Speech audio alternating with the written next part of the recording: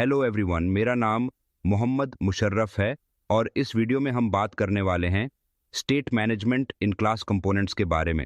पिछली वीडियो में हमने comparison of functional and class component को देखा था।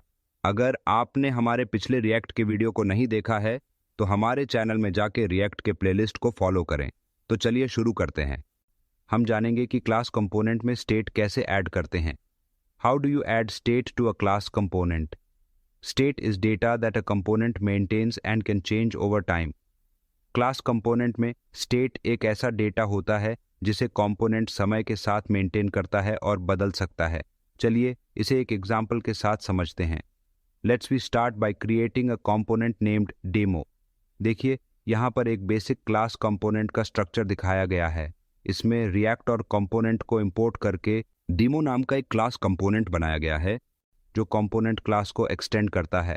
Now adding h1 and a button with some Tailwind CSS to a React class component. Class component में state को add करने का मतलब होता है कि आप उस कंपोनेंट में डेटा मेंटेन कर सकते हैं जो समय के साथ बदल सकता है। ये डेटा कंपोनेंट के बिहेवियर और प्रेजेंटेशन को कंट्रोल करता है।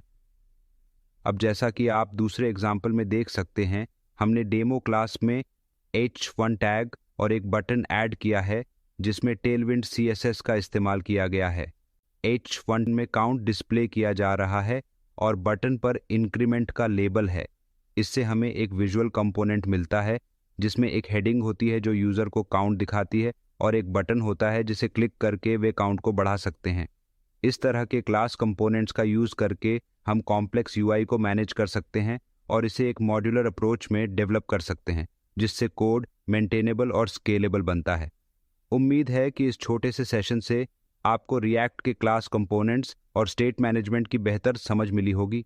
आगे भी हम इसी तरह के टॉपिक्स पर बात करेंगे, तो बने रहिए हमारे साथ। तो दोस्तों, अब हम जानेंगे कि क्लास कंपोनेंट में स्टेट को कैसे इनिशियलाइज करते हैं और स्टेट में चेंजेस कैसे करते हैं। अच्छा, तो जब हम एक क्लास कंपोनेंट में स्टेट को इनिशियलाइज करते हैं, हम सबसे पहले कंस्ट्रक्टर के अंदर शुरू करते हैं। चलिए इसे एक एग्जाम्पल के साथ देखते हैं। The constructor initialises the state with a count property set to 0। यहाँ पर आप देख सकते हैं एक कंस्ट्रक्टर मेथड है जो कि हमारे क्लास कंपोनेंट डेमो की स्टेट को इनिशियलाइज कर रहा है। कंस्ट्रक्टर एक स्पेशल फंक्शन होता है जो क्लास इंस्टेंस बनते समय कॉल होता है। इस कंस्ट्रक्टर में दिस डॉट स्टेट को एक ऑब्जेक्ट के साथ डिफाइन किया गया है जिसमें काउंट प्रॉपर्टी है जिसका इनिशियल वैल्यू 0 सेट किया गया है। यानी जब हमारा कंपोनेंट रेंडर होता है तो काउंट की वैल्यू 0 होती है। अब आप देख सकते हैं कि रेंडर मेथड में हमारा UI कैसा दिखेगा। यहाँ एक h1 टैग है जो कि काउंट की करंट वैल्यू दिखा रहा है और एक बटन है जिसे जब हम क्लिक करेंगे तो काउंट इंक्रीमेंट होगा। लेकिन सिर्फ काउंट प्रॉपर्टी सेट कर देना ही काफ़ी नहीं है, हमें इसे अपडेट भी करना होगा। इसके लिए हम this dot set state method का यूज़ करते हैं जो आप नीचे वाले कोड स्निपेट में देख सकते हैं। This dot set state is used in the increment count method to update the state. Remember that set state is asynchronous. यहाँ इंक्रीमेंट काउंट नामक एक मेथड है जो कि सेट स्टेट को कॉल करता है और काउंट की वैल्यू में 1 ऐड करता है। याद रखिए, सेट स्टेट एसिंक्रोनस होता है। इसका मतलब है कि स्टेट अपडेट होने में कुछ समय लग सकता है। इस तरह हम अपने कंपोनेंट में डायनामिक डेटा हैंडलिंग कर सकते हैं और यूज़र इंटरेक्शंस के जवाब में UI को अपडेट कर सकते हैं। ये रिएक्ट की बहुत ही पावरफुल और महत्वपूर्ण फंक्शनैलिटी है। तो दोस्तों, ये था स्टेट के साथ काम करने का एक बेसिक इंट्रोडक्शन।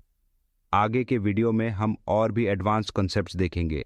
अब हम देखेंगे कि स्टेट को हमारे क्लास कंपोनेंट में कैसे डिस्प्ले किया जाता है और स्टेट में चेंजेस को कैसे हैंडल किया जाता है। The count state is displayed in the render method and a button is provided to increment the count।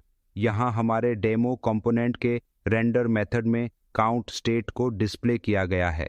आप देख सकते हैं h1 टैग के अंदर काउंट कैसे लिखा गया है। ये सिंटैक्स हमें रिएक्ट में JSX के अंदर जावास्क्रिप्ट एक्सप्रेशन को एम्बेड करने की अनुमति देता है। और यहाँ एक बटन है जिसे इंक्रीमेंट लिखा हुआ है और जब हम इसे क्लिक करते हैं तो इंक्रीमेंट काउंट मेथड कॉल होता है।